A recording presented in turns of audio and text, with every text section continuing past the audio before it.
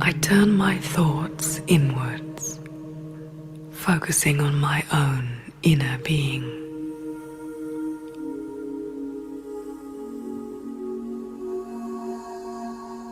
I allow the world, with all its complexities, roles, and relationships, to slip away from my mind by filling my consciousness with thoughts of my own inner self.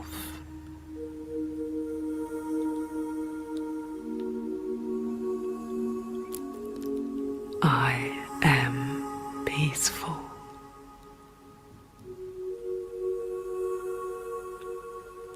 I am light.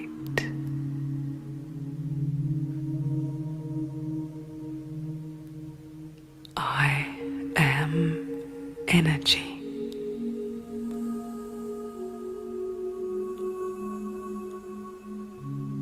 And from deep within myself, I begin to radiate strength and acceptance.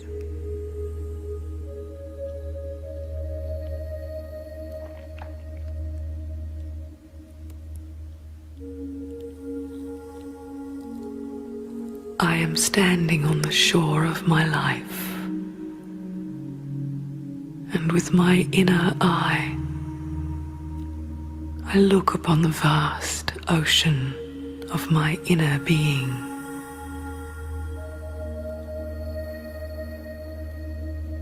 Behind me, I have left all the heaviness and burden of my worldly life. In front of me lies unlimited possibilities of new experiences.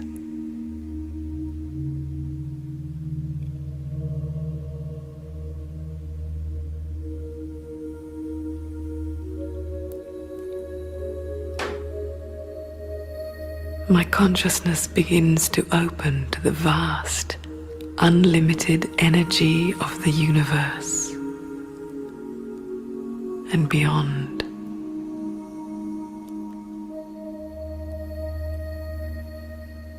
In my mind's eye, I see a star, a wondrous, radiant star of light that is emanating waves of peace, waves of love towards me.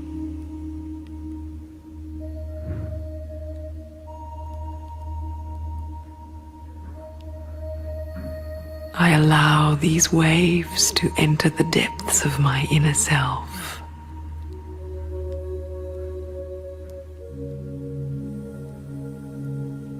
And I am immersed in waves of peace and love.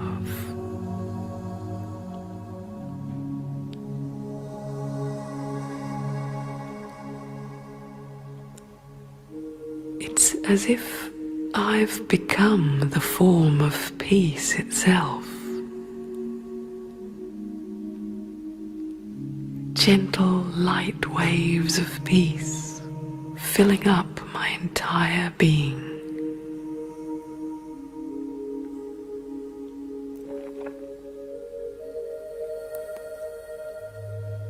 A divine energy of love is caressing me.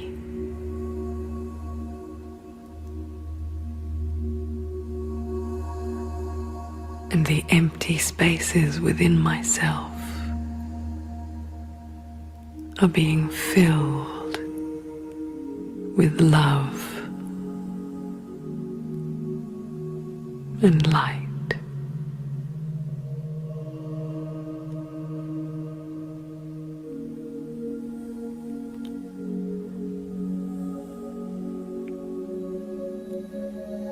The universal divine energy and my own energy of light and peace combine as if one.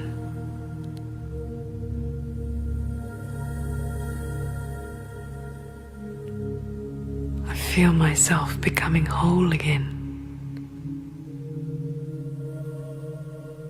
The wounds and emptiness within my inner being are healing. I'm filling up with peace and love and acceptance for myself.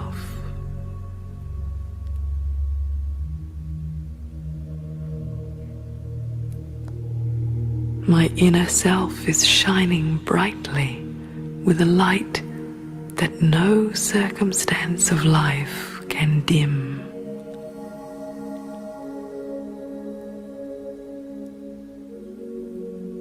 I am flowing with my destiny.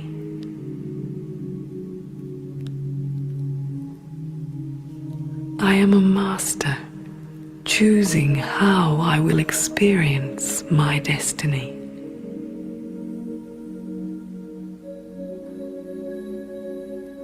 I have the deepest faith in myself to guide myself through all the troubled waters of life.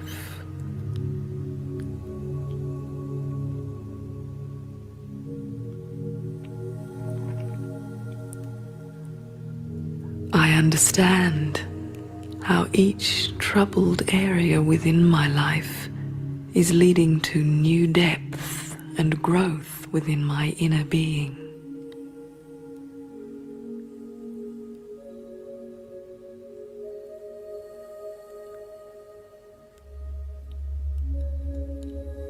I believe in myself.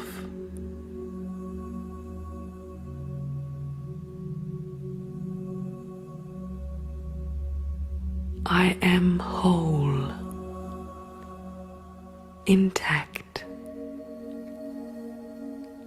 full in the richness of my own strength and peace.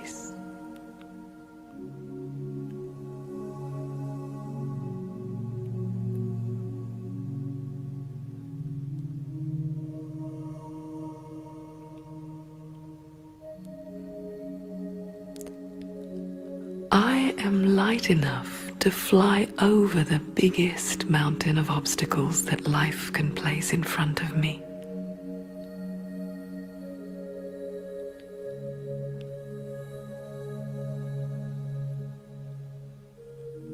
I have no need to exaggerate future possibilities. And I can leave the past where it belongs. In the past.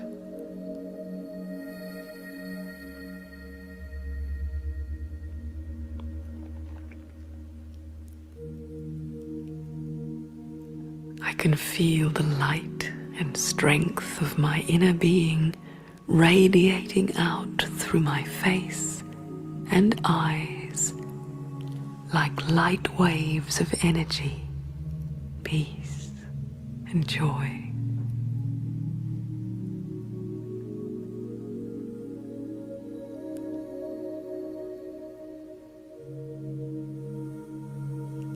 I am experiencing the beginning of a journey of discovery into the vast treasures of experience that lie within the silence of myself.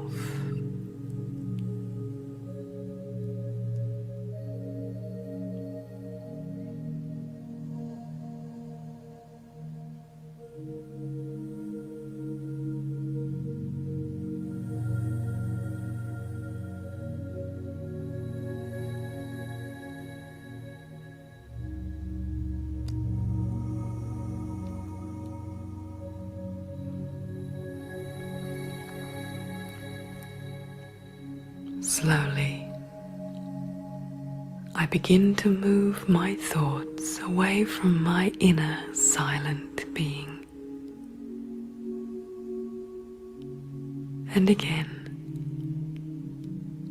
I waken my consciousness to the world around me, the room in which I'm sitting.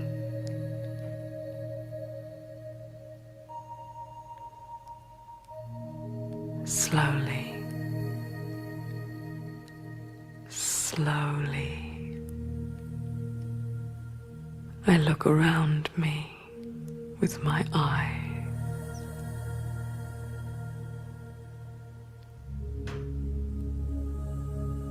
The peace and strength that have come to me from my inner journey are still reflecting out through my face, through my eyes.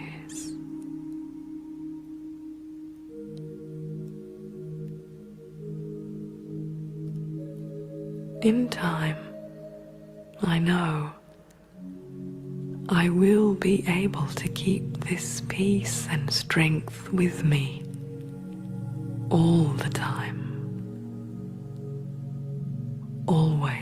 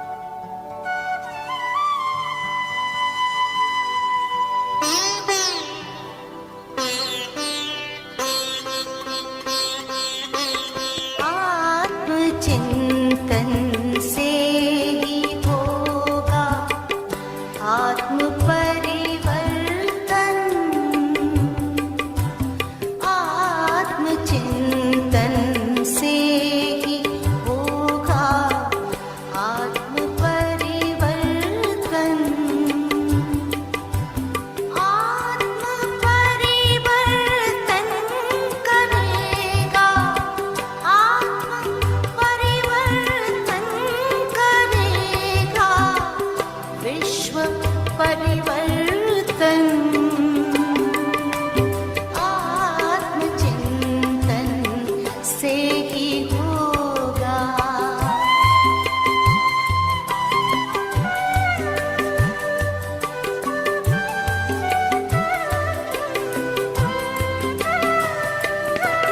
विश्व के कल्याण हित कुछ एक पल को लीजिए। विश्व के कल्याण हित कुछ एक पल को लीजिए।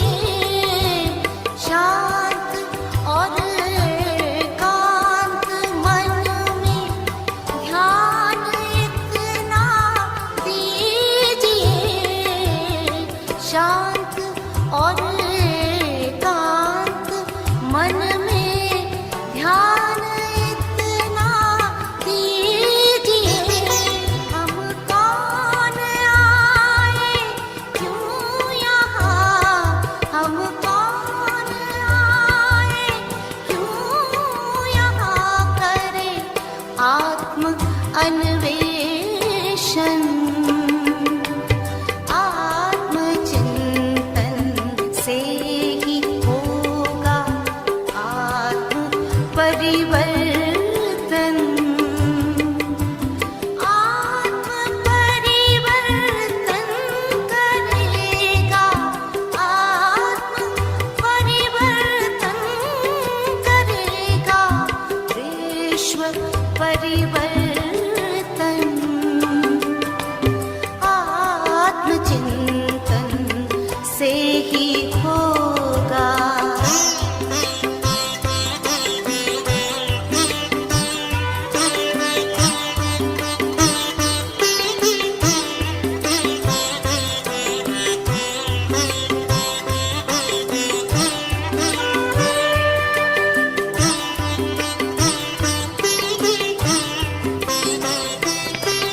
तन से न्यारी दिव्य प्यारी मैं सचेतन आत्मा। तन से न्यारी दिव्य प्यारी मैं सचेतन आत्मा। सर्व शक्तिवान शिव मेरे पिता परमात्मा। सर्व शक्तिवान शिव मेरे पिता परमात्मा। उनके निर्देशन में मेरा, उनके निर्देशन में मेरा तन पे अनुशासन। आत्मचिंतन से ही होगा आत्म परिवर्तन। आत्म परिवर्तन करेगा, आत्म परिवर्तन करेगा। विश्व परिवर्तन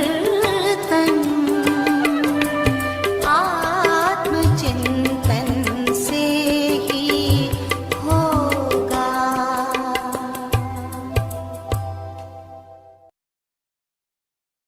Om Shanti. Let's sit quietly and reflect for some time before we begin the session.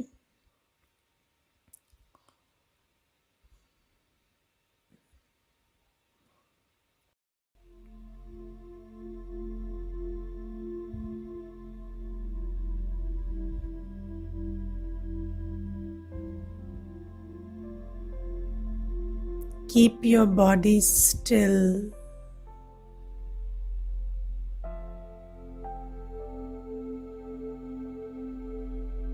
and loosen up a bit.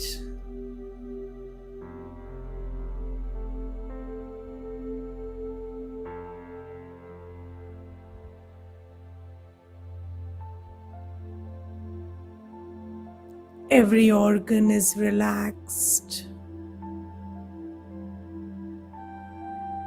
My posture is straight and my body is absolutely still.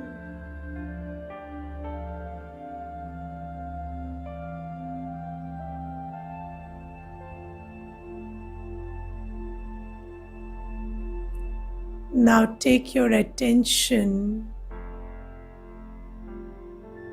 to your toes, and from there upwards to every part of your body.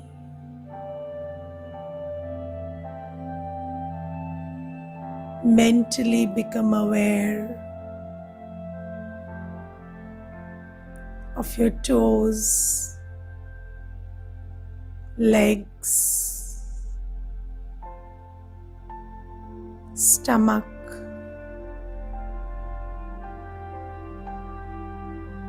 shoulders,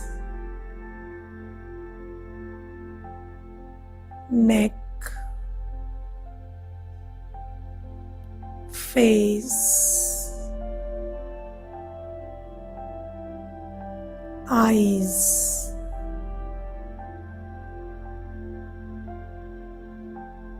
and in between the two eyes there is a sort of pathway through which you enter inside.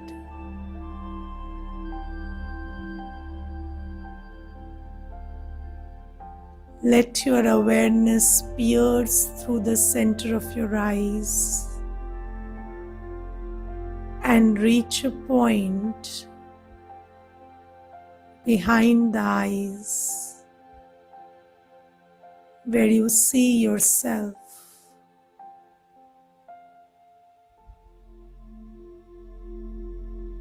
A small star.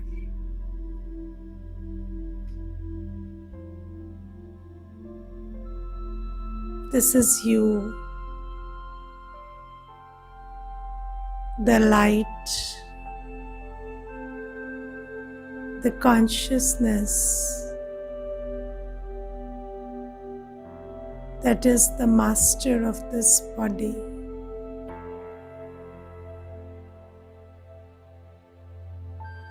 You are the being driving this humus.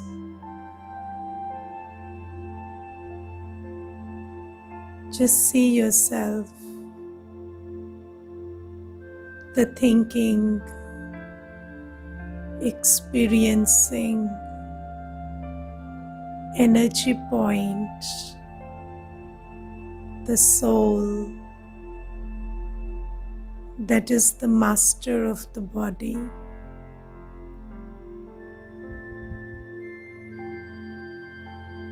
This body is like a car, and behind the eyes is the driving seat where you, the master, sit and drive this body.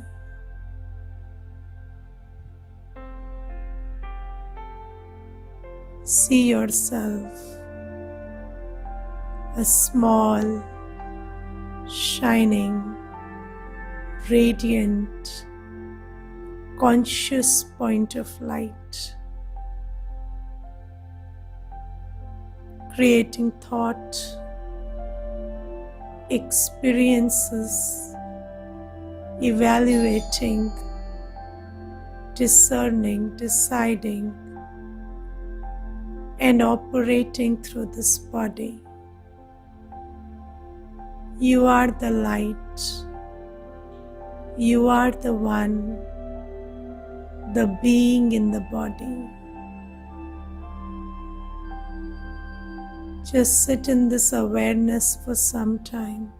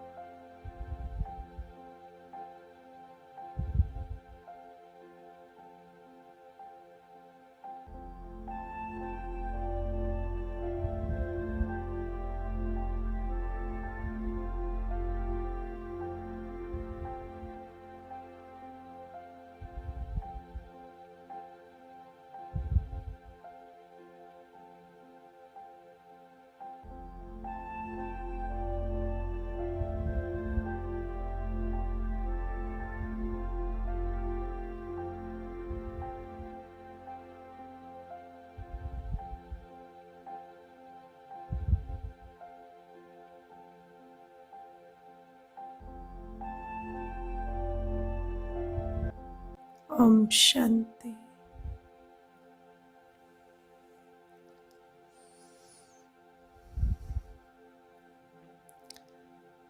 So, could you follow whatever I was saying? How many could follow?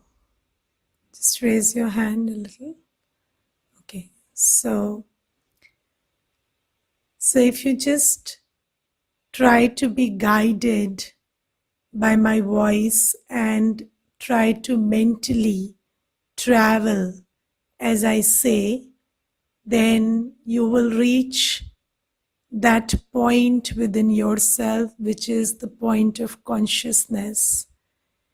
And this, what we just did, is called guided meditation, or a meditation or an experience where you are guided by somebody's voice and you come to an awareness of something which you normally don't become aware of.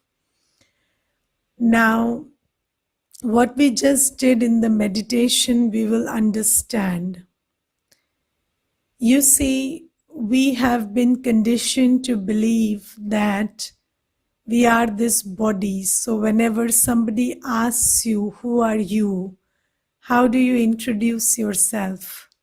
You start with your name, and obviously they can see what gender you are, or they can see what's your age or height or weight, and then they can then you also tell them how educated you are, or what is your degree, or what work you do, or where you are positioned, and you are traveling in some car or some vehicle, and they know what car you own, and then you give them your address, and they know which locality you live in. So all of this comprises mostly your introduction of yourself to the other.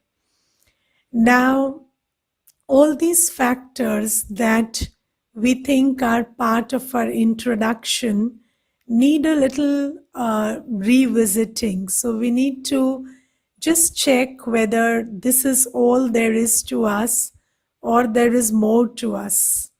Now you see, this normal way or conventional way of thinking is what we practice and what we use in our day-to-day life. But when you come to a session here in Brahma Kumaris, so I would first like to tell you that whatever I am going to share with you henceforth is not coming from a human source. So this is not some motivational lecture, or this is not something that is just to prep you up, or just to make you feel better, or just to tell you that you don't think like this, you think like that. But whatever I will share onwards comes from God. So, and God is called the truth. So you say God is Satyam Shivam Sundaram. So he is the truth. And he tells us the truth of who we are. And whenever I share whatever God has shared with humanity, so you need to think about and evaluate whether what you believed until now is true, or what today you are listening, although it sounds new and unfamiliar, you have to discern and evaluate which one of them makes more sense to you. Now, when I start sharing the ideas that God has given about yourself, so you see, we have been operating with these ideas that I am a male or a female, or a youth or a child or an elderly, or an engineer or a doctor, or rich or poor, or educated, uneducated, for so long. And still, with these ideas considered to be truth, we are in a very miserable place today. So when the product is not good, the process needs to be rechecked. So, as humanity, we have all been working with these concepts and with these ideas that our body and our age and our gender and our social status or religious status, these things define us. But now that we have all collectively come to a very miserable place by believing in these things, we need to reevaluate whether that is true or not true. Now, see, when somebody dies, then people say, wo chal base. So that person has left. So then who has left? Because the body is still lying there. So then who is the one who left? That is the question that arises. Or when somebody is taken into the operation theater by the doctor, then the doctor would say, bring the patient in, and then the patient would move in. But then when the patient dies on the operation theater, then the doctor won't say take the patient out, he would say take the body out. So, where is the patient? So, the patient has died, the doctor would say, and take the body out. So, then it's just a body. Then, who is it that we call the patient? So, these are questions that we need to ask ourselves. And then, if this body is all there is to me, then I would like you to think about 3 questions. The first question is it possible that your mind is in a different place than your body? So, may your body is sitting somewhere and your mind is somewhere else. Is that possible? Just raise your hand and let me know if that is possible. Yes, it happens all the time. So I hope it's not happening right now and your mind is where your body is. But then this is what happens most of the time, that your body is sitting somewhere and your mind is elsewhere. And then sometimes you ask people, where are you? So they are sitting in front of you, and then you ask, where are you? Or are you with me? You are talking to somebody and you ask them, are you still with me? So the body is sitting there, but the mind is elsewhere. And when the mind is not in the same place as the body, then where are you? Are you where your mind is, or are you where your body is? So, if you think, you will understand that you are more with your mind. Even if your body is sitting here and your mind is elsewhere, then your experience of reality is where your mind is. So then you are more with your mind and not with your body. So you are definitely not your body. Then the second question is, you see, we can see with these eyes, we can hear with these ears, and the body becomes an instrument for seeing or hearing some whatever is going on in your surrounding. But then, can your body go into the past? Your body can't go into the past, but you can go into the past. Your body can't go into the future, but you go into the future. Your body can't see in a dark room, but you can see in a dark room. Even when it gets very dark, you can get up and fetch the candle or the matchstick, or you can go and open the door if somebody is on the door, even when it is pitch dark. So even when your eyes can't see, you can see. Even when your ears can't hear, sometimes you can hear what the other person is trying to tell you, because the ears can hear words, but who understands the idea behind those words? So just like I'm talking to you, and you are not only hearing the words that I speak, but also the ideas that is encapsulated in these words. And these ideas, these concepts, who is it who is understanding these things? So that is the buddhi. So you are, so the mind can experience a different reality other than where the body is.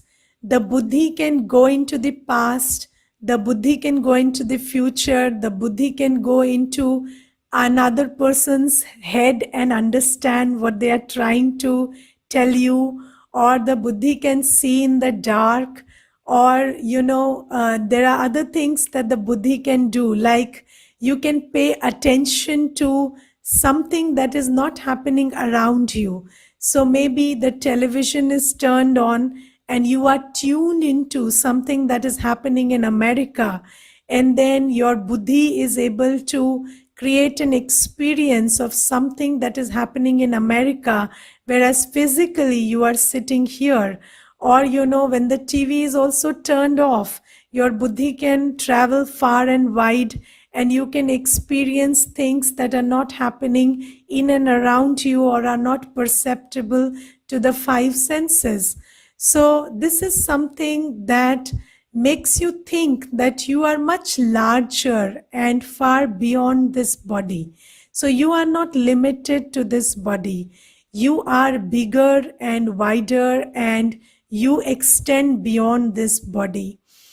Then the third question is, now that you are talking to me or you are listening to me, see, you may see the body with your eyes, but then who are you actually talking to?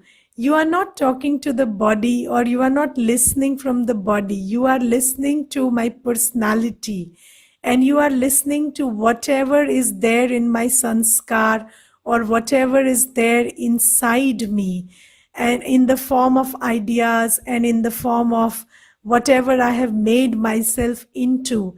And tomorrow, if I come and sit in front of you and I wear the same sari and I speak the same language, but I behave differently, then you would tell me, sister, you have changed. So I would say, no, I have not changed. I look the same, I sound the same. So, but you would say, no, you have changed. And where is that change? That change is not in how I look or how I talk. That change is in the one you are connecting with right now. So you are not connecting with just the physical aspect. You are connecting with the whole personality. So you are much bigger than your body. You are much larger, and you encompass more than what is visible to these five senses. So you have the mind, the buddhi, and the personality, or the sanskar that we call the personality in Hindi. So these are the subtle aspects of you. And who are you? You are the consciousness, which when leaves the body becomes dead. So you are the consciousness, the light, the being, the energy that is driving this body. And you have three faculties or three powers, which are the man, buddhi, and the sanskar, or the mind, buddhi, and the sanskar. Okay, so this is something that we need to understand about ourselves.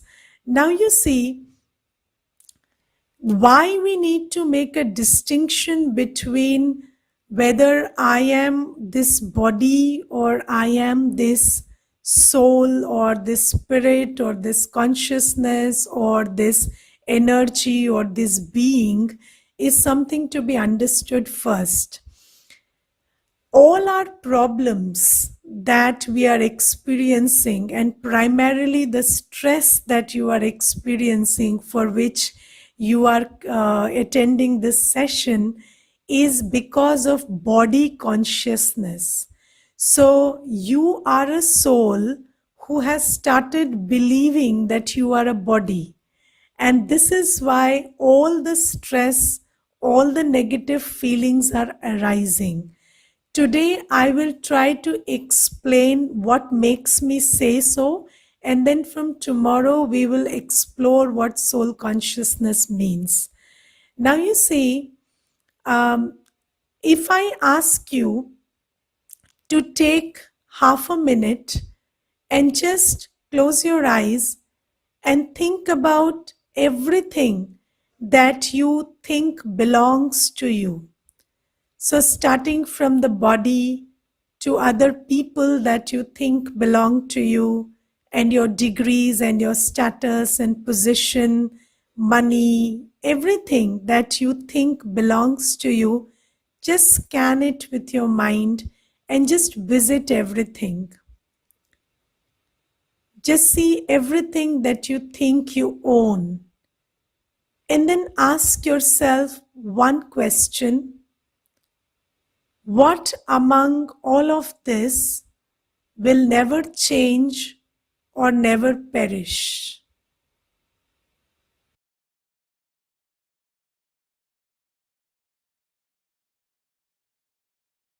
What among all of this will never change or never perish?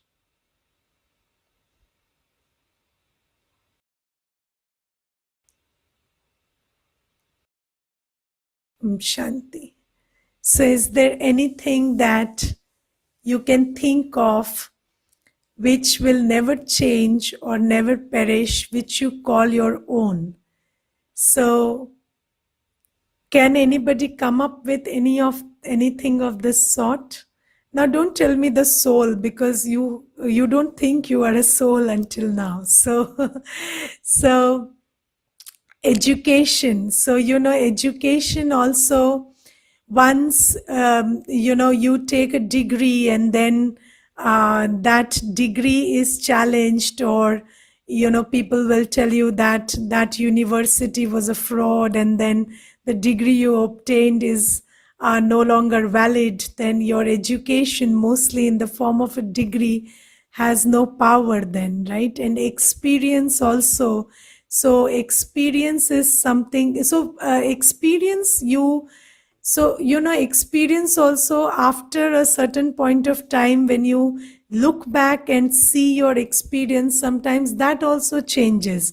So, for example, if somebody was very kind and nice to you, and then you come to know that they had a selfish reason for doing that, then your experience of that same phenomena changes.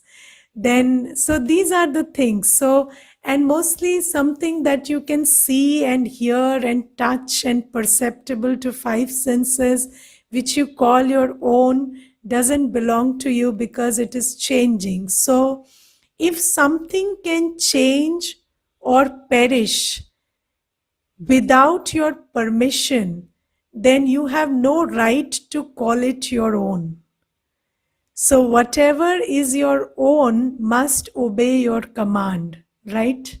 So anything that doesn't obey your command cannot belong to you. So anything that is around you doesn't seek your permission to change or perish. So how do you think you own it? So you own nothing here, because everything has a flow and everything has its own journey. And you don't have any control over anything outside. Do you recognize this? You don't have any control over the multitudes of things that you call your own, and they don't obey your instructions or your will, and they change whenever they want to change. They have their own journey, and you have no influence whatsoever on them. So this is the thing that we need to understand. Now, I will tell you a very beautiful cycle of loss, sadness, anger, and fear. If you see, these are the four primary negative emotions that every person experiences these days. Now, do you experience a loss, sadness, anger, and fear? Do you experience these four emotions? I'm sure all of you do. Now, why do you experience this? Because of body consciousness, because you think that you own something physical. So this is why you experience these four things. You think you own your body, or you are your body, or you own the things you own and they belong to you. And because of this belief system, this body consciousness, you experience these four states. Now you see, let's say you visited a mall, and in that mall you saw a beautiful vase. And when you saw that vase, it caught your attention and you developed a liking for it. And then you thought, I should buy this. And you spent 5,000 rupees on that vase and you brought it home. And you very carefully situated it in some corner of your drawing room and said, my drawing room looks beautiful with this vase. This vase now belongs to me. And then somebody comes and accidentally they become the instrument for that vase to fall down.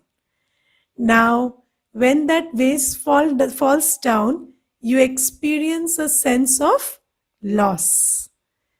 Why do you experience that sense of loss? Because first you created a sense of ownership. So that vase was sitting in the mall, and then you had no ownership over it, and you had nothing to do with it.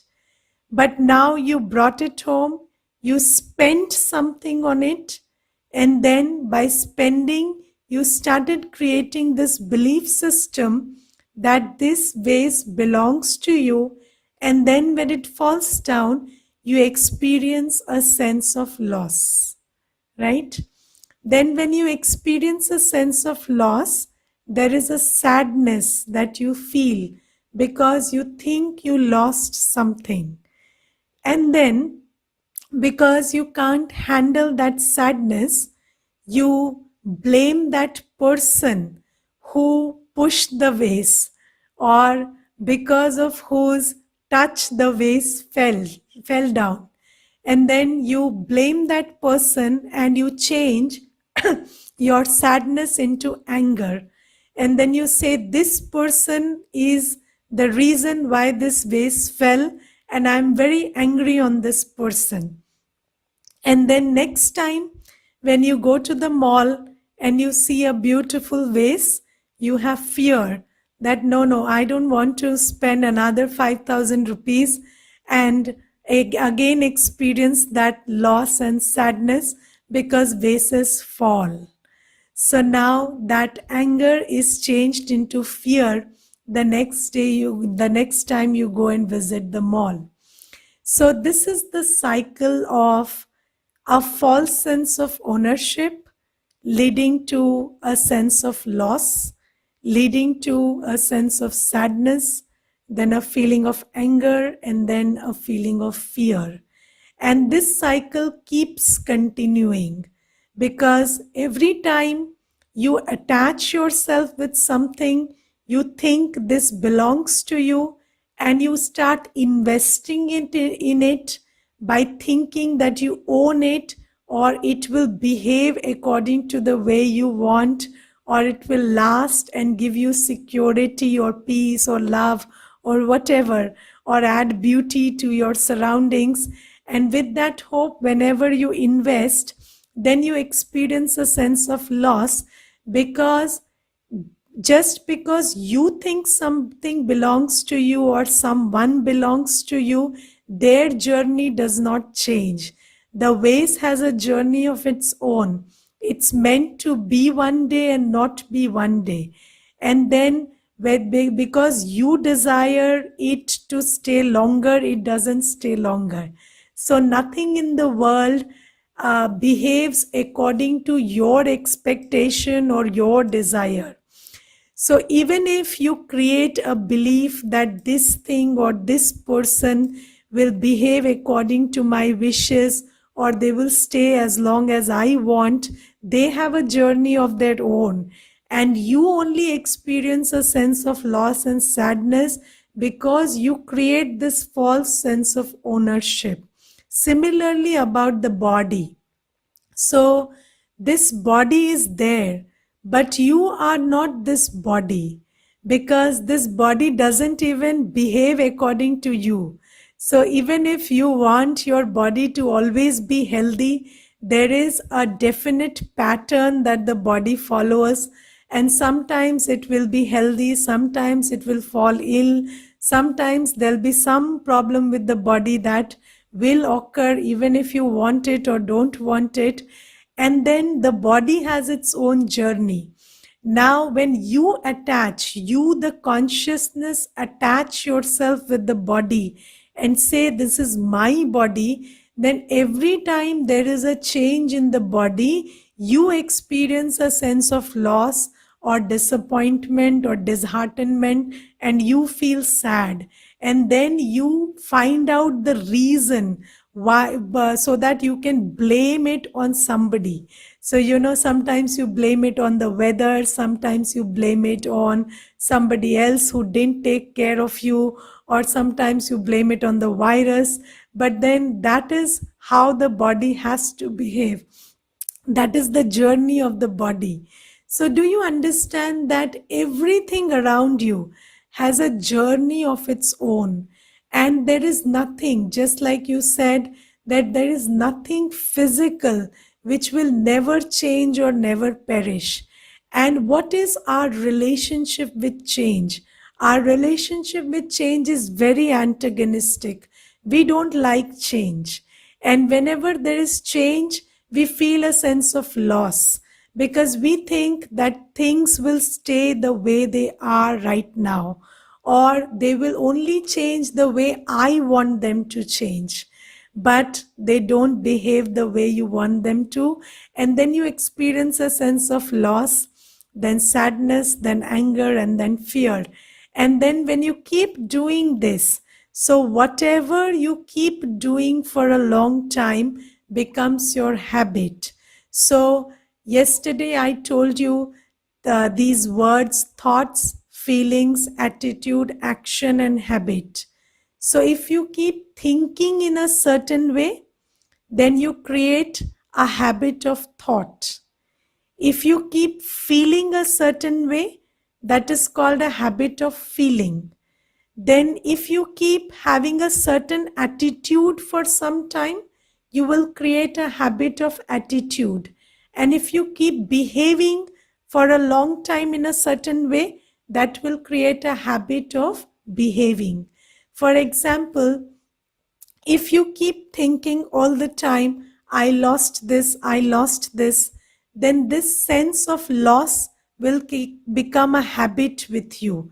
And then every time, at the slightest opportunity, you will feel that I lost, because you have created a habit of thought and feeling of loss. And then if you always create an attitude that I'm the victim or everybody is doing wrong to me, then this becomes a habit. So whatever you do repeatedly, whether in terms of thought, feeling, attitude, or action, it will become a habit. And if you see, we don't only have habits of action, but we have habits of thought, we have habits of feelings, habits of attitude, and also of action. Now, habit of action. You see, ever since this lockdown started, most people started getting up late, or most people started creating other habits of indiscipline or not doing things in time. And now, even when they have to go back to work, or some kind of rescheduling has to take place, they find it very challenging, because they have created a habit of action, a habit of waking up late or not doing things in time. So that has become a habit. So whatever you do for n number of times becomes your habit. Now you see, about habits, habits are very interesting. So, you think something, you feel something, you have an attitude of a certain kind, or you behave in a certain way for the first few times, because there is a reason for it, right? So there is a reason. So there is a trigger outside which makes you think in a certain way, feel in a certain way, or have a certain attitude or behave in a certain way. For example, if it is a holiday, then you wake up late. So there is a reason why you woke up late. Or if somebody is shouting at you, then you feel angry. So there is a reason why you feel angry. But if you keep doing this same thing for a few times, then it becomes your habit. And then it has got nothing to do with the stimulus outside. Even if there is no stimulus outside, your habit makes you think, feel, have an attitude, and behave in a certain way because that is your habit now. Let's take an example. See, once one brother came to me, and he was around 65 years of age, and he said, Didi, I experience a lot of anxiety, and I don't have any work from morning until evening these days. So even if I don't do anything and I just sleep, it will be okay. I have two sons, and I used to run a company, and that company belongs to the family now. So my son is taking care of the company very well. The next son that I have is very well placed in the government sector. So basically, there are no worries. People say anxiety is because of worry, but I tell you, I have no reason to worry. There are finances which are in a good space. My both children are well settled. They are taking care of me. They are respectful, loveful, everything. But still, right from the time I wake up to the time I go to sleep, I feel very, very anxious. I don't know why.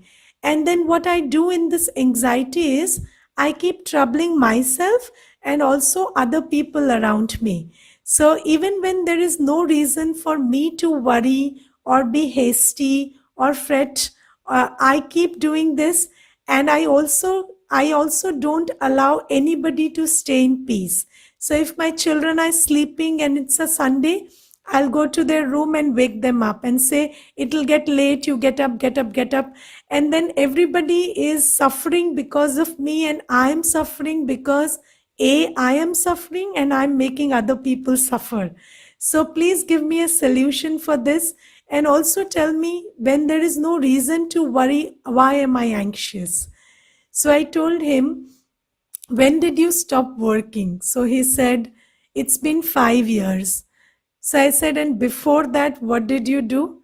So he said, you see, sister, I started from a very ordinary setting. So I didn't have much money at my disposal. So I worked very hard to earn and build the empire that I did. So all around, I was stressed and tensed and always thinking about what if this didn't turn out well? What if that didn't turn out well?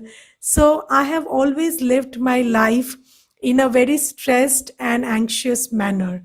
So I said, you see, when you create stress and anxiety or worry or fear or any of these emotions in one situation, then after a point of time, they become part of your personality, or they get etched into your habit. Then what happens is, even when now there is no situation around you which stresses you or which makes you worry, you still operate from that habit because you have created that habit over a period of 60 years. And 60 years is not a short time. So now, even when there is no reason to worry, you will still worry because that has become a habit with you. So, have you heard of this phrase, habits die hard? So, this habits die hard is very true. And whatever habit you create in one situation stays with you. So, the situation will come and go. People around you who are who are becoming the trigger for you to think or feel or have an attitude or behave in a certain way will come and go. But whatever you do in that time will stay with you as a habit. And this is why you should have a very sound vigilance over what habits you are creating. So you should be very careful about what sanskar am I forming in this situation. For example, right now there is the coronavirus, and everybody is talking and discussing about the fear that this coronavirus is making us feel, or the possibilities of loss, or the possibilities of something wrong happening which this coronavirus can cause. Now, by listening to all of these things, what are we creating? We are creating thoughts based on fear, we are creating fearful feelings, and we are creating attitudes of fear, right? And even if the virus goes away tomorrow, these thought patterns, these patterns of feelings, and these patterns of attitudes will stay with us. Do you understand this? So, even when there is a situation outside, you should be very careful about how you are thinking in the face of that situation, what feelings you are creating, or what attitudes or actions you are creating in that situation. Because no situation stays forever. Situations come and go.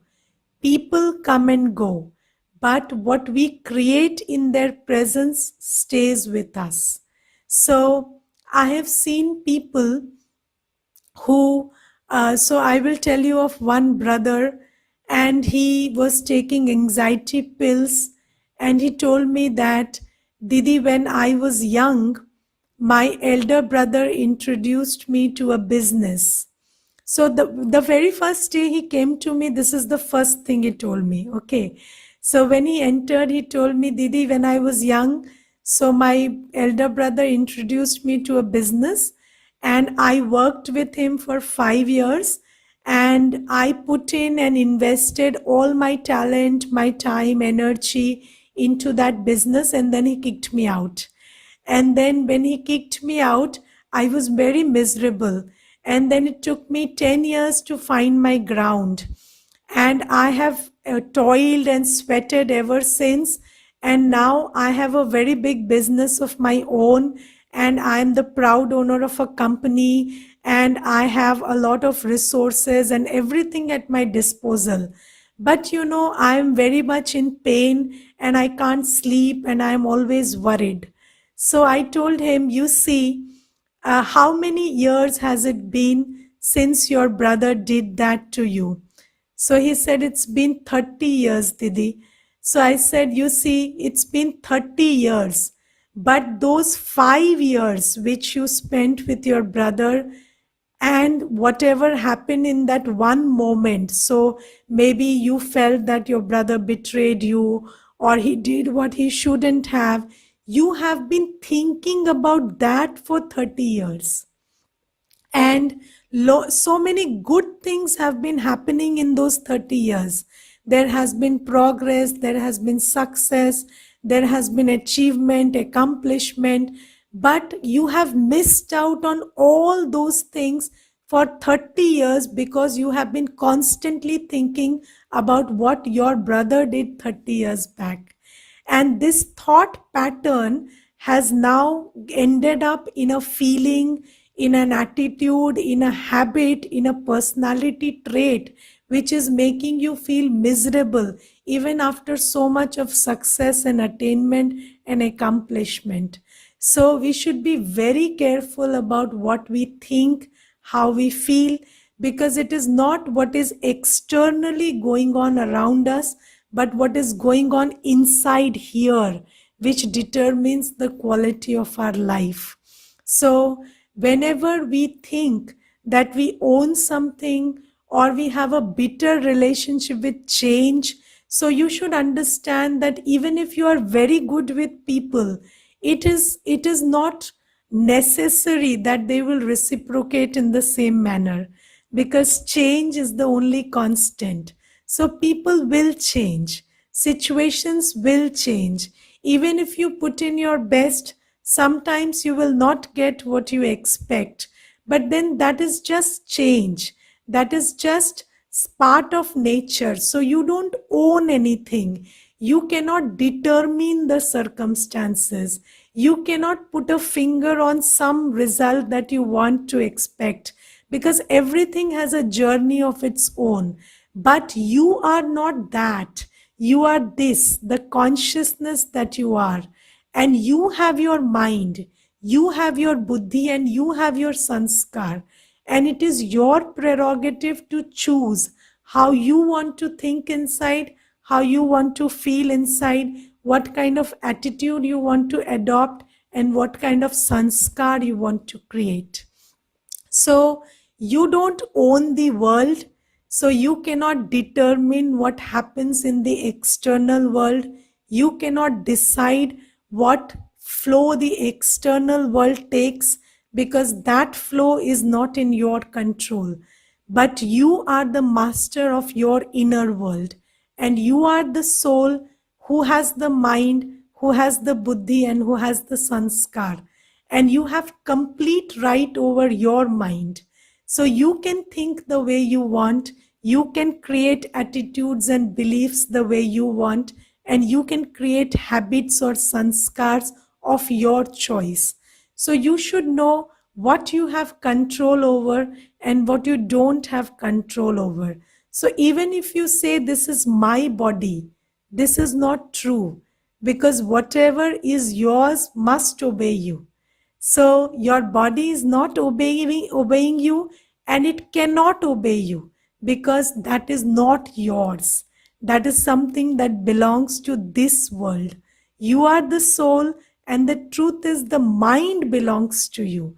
And even if the body is not functioning well, you have your mind, and you can create a positive, powerful, peaceful thought in your mind, even if the body is not well. So you should know what you have control over. The first day I told you that, God, please grant me the serenity to accept that which I cannot change, the courage to change that which I can, and the wisdom to know the difference. So this is why God, who is called the wisest of the wise, who is called the source of wisdom, tells us what is actually in your control and what is not in your control. The body, people, situations, they are not in your control. But what is in your control? Your thoughts, your feelings, your attitudes, and your actions. They are in your control. So we better take care of that. And if you just take this one point and imbibe it, that I am a soul and I have a mind, I have a buddhi, and I have my sanskar, and they belong to me, and I have full sway, full right over them, not upon anything else in the world. So I cannot choose this situation, but I can choose how to think about it. I cannot choose the person's behavior, but I can choose what attitude to have towards that person. So if you just take this point and practice it, then your quality of life, which is actually the quality of experience of life that you experience on the inside, will shift drastically. Okay, Shanti, we will have a meditation. First, let us take two questions which are there. How will we track the development of this new habit? Just see what change in habit you are creating. So every day you have to assess. So what am I doing today? What have I been doing since 5 days in terms of thought, feeling, attitude, and behavior? And you will know what habit you are forming. What if during a particular difficult situation we feel we are not that capable to deliver and face that situation. This fear kills me a lot. Yes, so tomorrow I will tell you about the qualities of the soul. So you should know that as a soul, you are capable of facing whatever you are given to face with.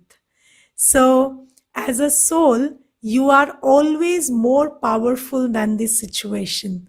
So, when you are soul conscious, this is a law that the universe never presents you with something that you can't deal with. So, a soul is always presented with only and only that which it is capable of dealing with. So, once you understand this law, you know that you are a soul, and whatever situation you are presented with, you are always more powerful than that situation, because this is the law, and this law is always true. So, then you will muster that courage, and then you will be able to come up with the courage and the wisdom and the wit to deal with that situation. Because when you believe you can, then you pull out all that you need to be in a position of I can. Okay? Shanti, let's meditate for some time.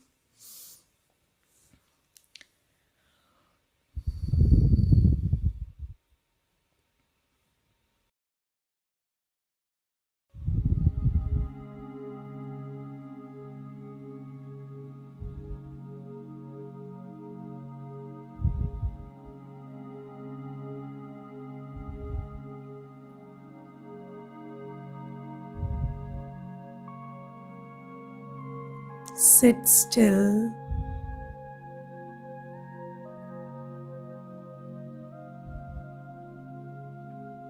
and bring your awareness to your face.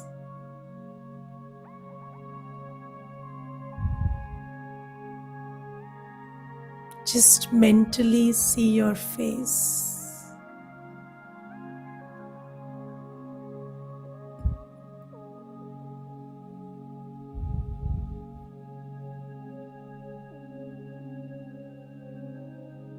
This face is a part of my body.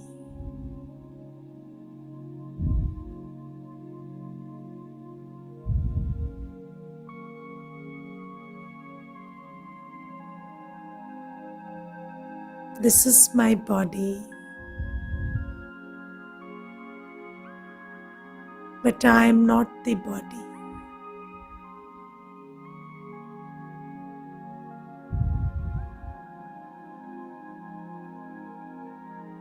Now, through the point between your eyes,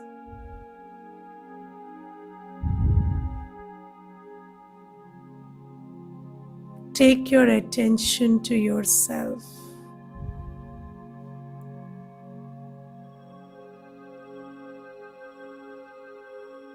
I am the soul, the star of light, sitting behind the eyes.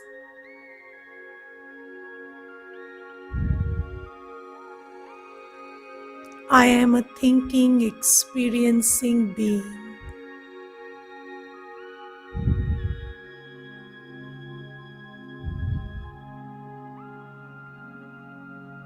My eyes see,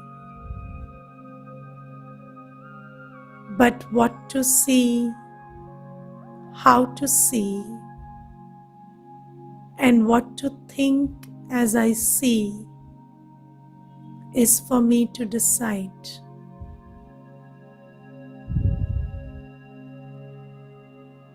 I, the soul, decide where to focus my eyes, perceive that which I see, and what thoughts and feelings to create about it.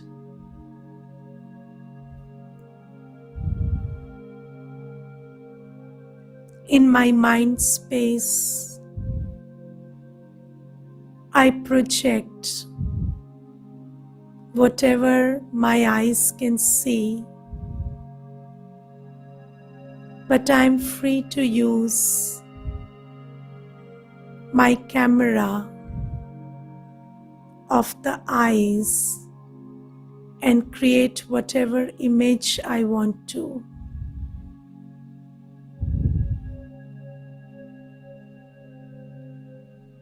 I am the master of my mind. The external world is projected onto my mind by me. I have full discretion how I want to see things, how I want to think about them.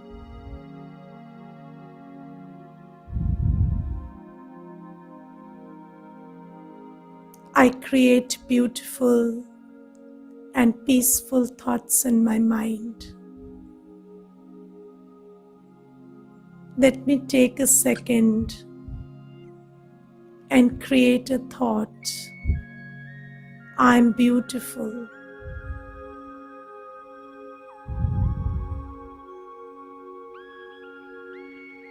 My mind is filled with this thought. I'm like the star, continuously radiating the light of peace, the light of purity. What is more beautiful than a star?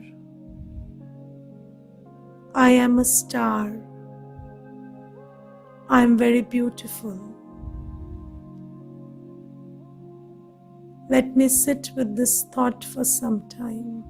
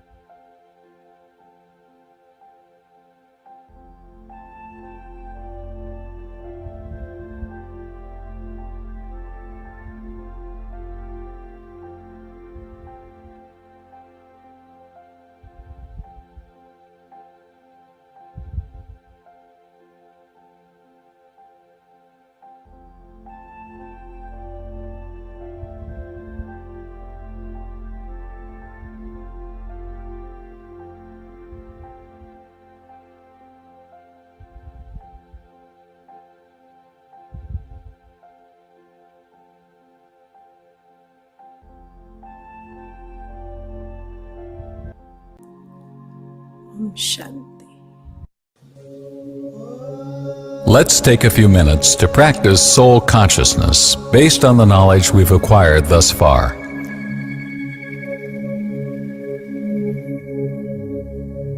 Sit comfortably in any posture you like. Keep your eyes open so that you are aware of the world around you.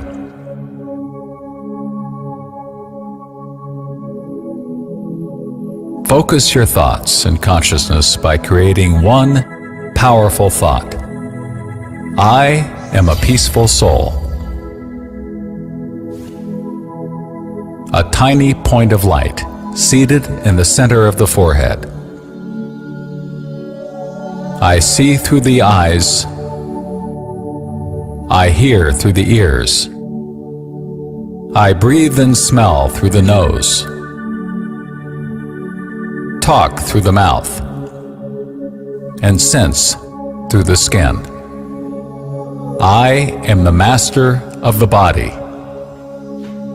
I am separate from my body.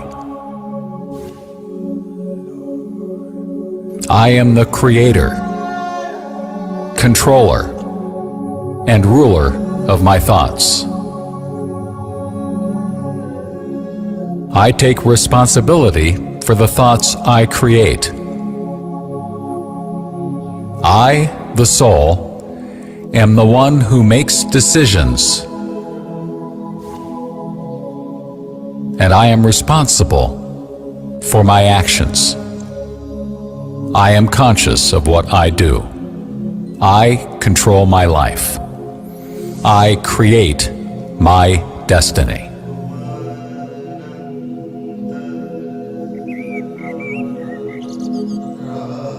By realizing that I am a soul and seeing others as souls,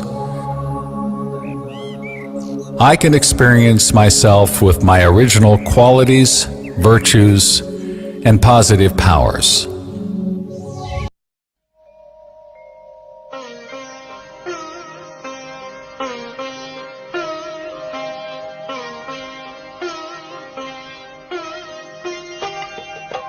आज तुझे कुछ देने के लिए बढ़े हैं परम पिता के हाथ।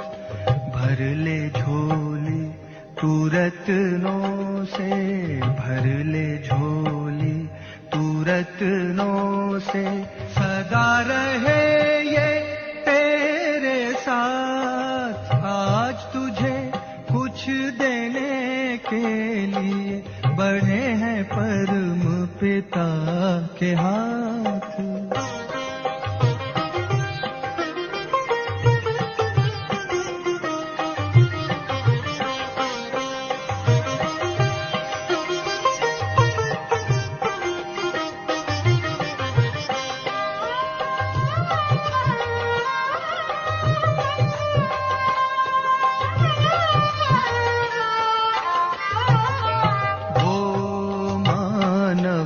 दुनिया में सदा ऊंच कहलाए, बिन सोचे भगवान जिस पर अपना सब लुटाए। लेता चल लुटाता चल, लेता चल लुटाता चल, बढ़े खजाना दिन और रात। आज तुझे कुछ देने के लिए बढ़े हैं परम पिता के हाथ।